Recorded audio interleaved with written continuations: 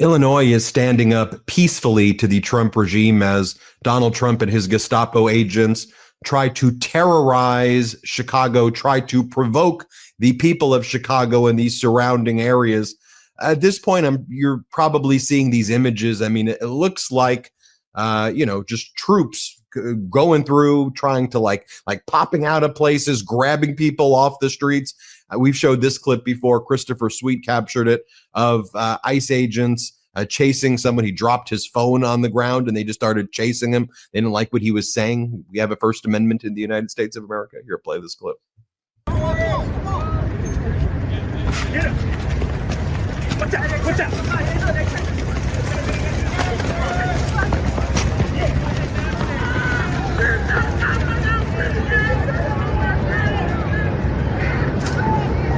They're in the rivers, they're on the bridges, the ICE agents, literally just marching through, quite literally trying to provoke people. You know, out here in Los Angeles in Universal Studios, there's like Hollywood Horror Nights where the monsters come out and they try to like scare you.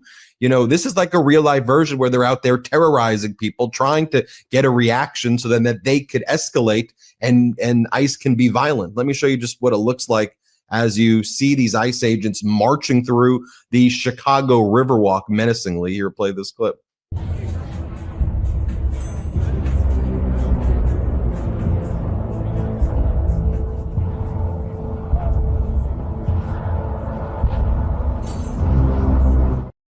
And we've showed you what's been going on in the ICE facility in the Chicago suburbs area, that Broadview facility, where reporters who would be kind of just capturing what would be taking place, like the ICE agents would just be shooting non-lethal rounds, which are very hurt. They hurt a ton, like on the ground, like right in front of them. Meanwhile, you have, Donald Trump giving a speech on Tuesday saying that, San Francisco, Chicago, these are the new war zones. It's the war from within. And he's speaking in front of the top military generals and admirals. And Trump saying, this is your war zone now, Chicago, to all of the military generals from all across the world who he flew in to give this speech. Let's play it.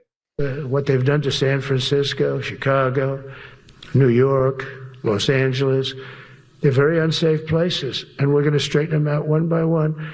And this is going to be a major part for some of the people in this room. That's a war, too. It's a war from within. Controlling the physical territory of our border is essential to national security. We can't let these people in. And then he says that the enemy is the Democrats. This is what he tells the military generals, that your enemy, it's the Democrats, during his speech to military generals and admirals. Let's play it. Administration. They did not treat you with respect. They're Democrats. They never do. And I want to remind everybody about this video that went viral recently. A Democratic state senator, Karen Villa, over in Illinois' 25th Senate district over there, protecting her constituents when these mass ICE agents rolled in.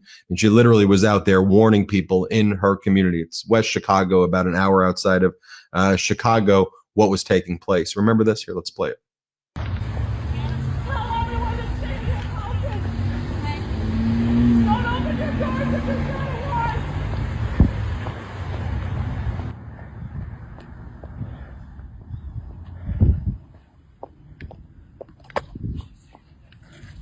Come on. This is my city. This is my city, that's right. Take off your mask. Take off your mask.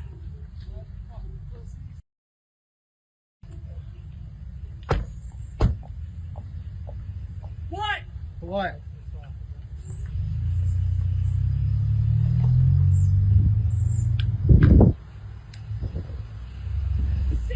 Your houses, everyone, do not come out. Then you saw them leave right there. I want to bring in State Senator Karina Villa from Illinois' 25th Senate District. Great to see you, State Senator Villa. I want to talk about what you're seeing in your community right there and how people are responding to ICE terrorizing them within your community, within your city.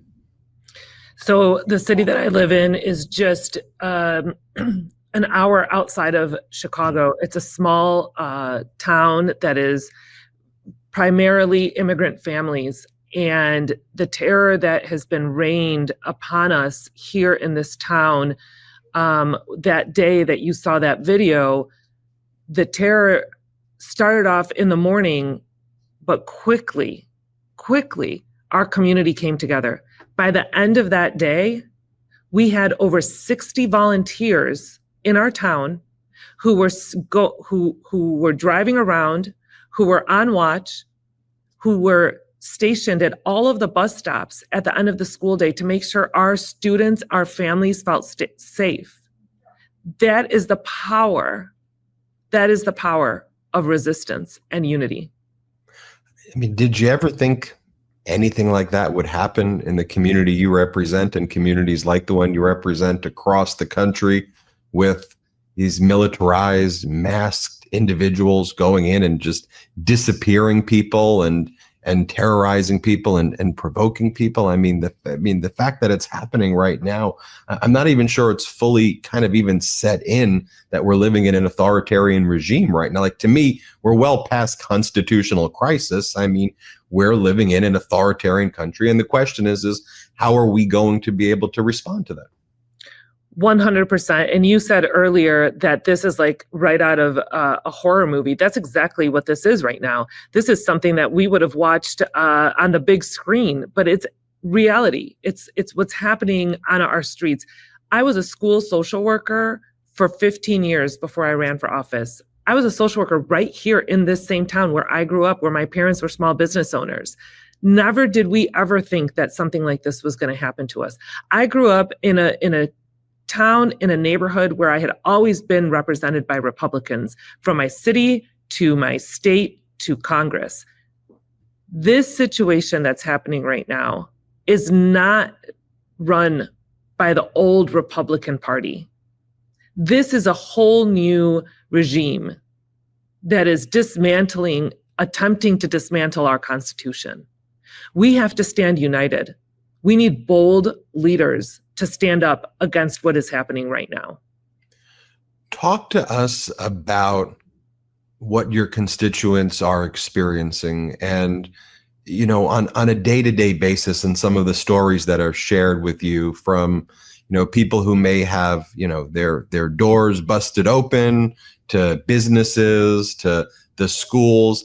Paint that picture so people understand that, you know, there's so much out there in the news that I don't think people focus enough on the human stories and the conditions. So if you can, just share what's going on in Illinois' 25th with what people are telling you, what you're actually observing there on the ground. Absolutely. We're observing small business owners struggling because people are not going to their small businesses. The community is not going out to shop.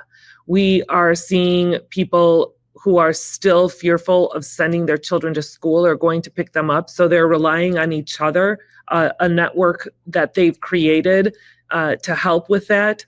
We are seeing grocery stores empty and volunteers having to make food runs for people in the community. I was just sitting at a local taco restaurant in my community, and a server came up to me and said, "I really need your help. I just purchased a home. I'm a single mom. I have 2 children.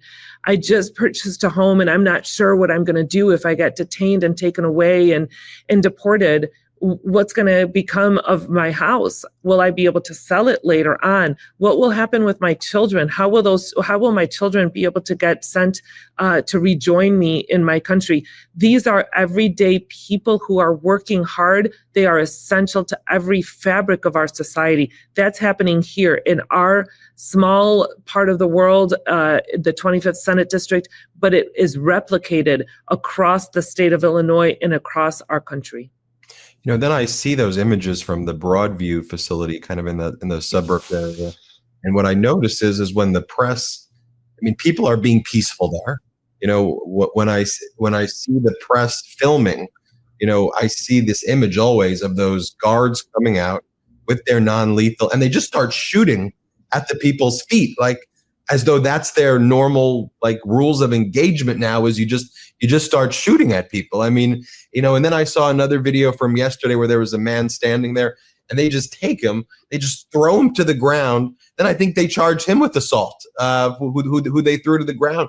And just every day it seems that they're escalating more and more. And when I've spoken to other officials in Illinois, they've said, look, what the plan really is here, they want to provoke something.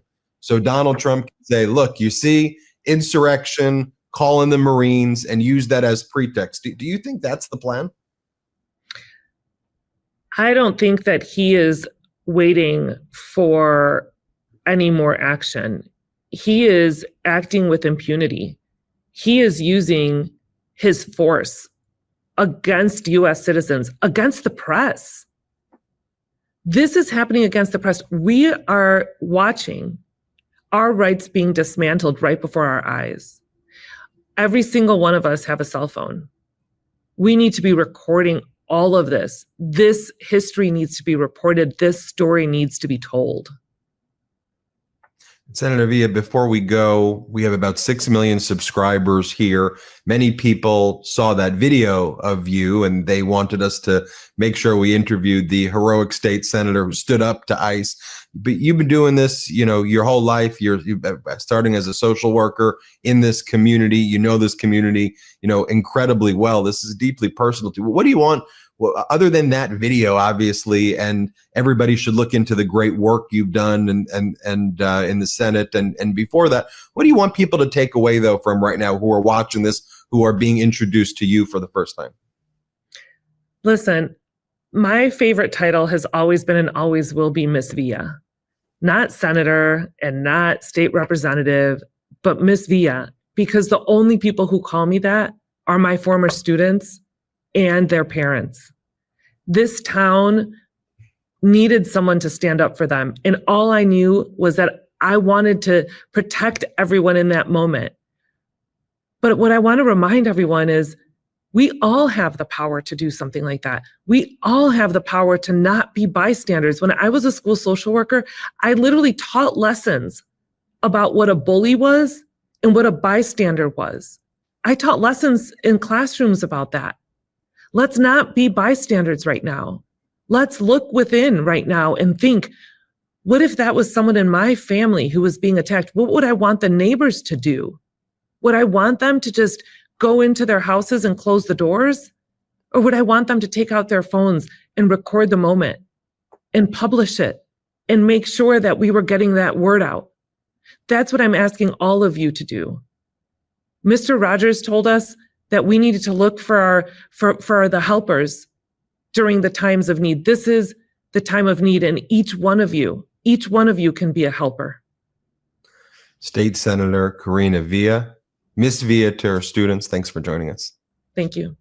Everybody hit subscribe. Let's hit that 6 million subscriber mark this month. Want to stay plugged in? Become a subscriber to our Substack at MeidasPlus.com. You'll get daily recaps from Ron Filipkowski, ad-free episodes of our podcast, and more exclusive content only available at MeidasPlus.com.